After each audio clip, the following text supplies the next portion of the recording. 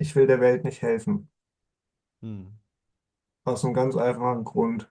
Ich will das Leiden nicht vergrößern. Mhm. Weil es immer dieselbe Geschichte ist, immer wieder in einer neuen Auflage. Weißt du, auf der Ebene des Lichtes hast du auch die Ebene der Dunkelheit. Sei hier und jetzt freudig, sei hier und jetzt mit dem okay. Der Mist, den du hast, mit dem sei wunderbar und von dort aus entfaltet sich. Wenn du mit dem Scheiß, den du hier hast, nicht glücklich bist, wirst du auch auf der Ebene des Lichtes nicht glücklich sein. Deshalb sage ich, ich will das Leiden nicht vergrößern, ich will niemand irgendwo hinbringen. Sei da, wo du bist, das, was du bist. Und die Frage löst sich auf. Verstehe. Hm. Hm. Oh, danke dir. Meine Tochter bringt mir einen Ballon.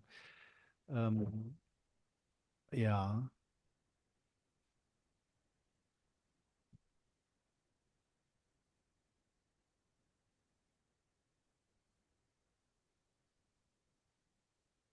Hm.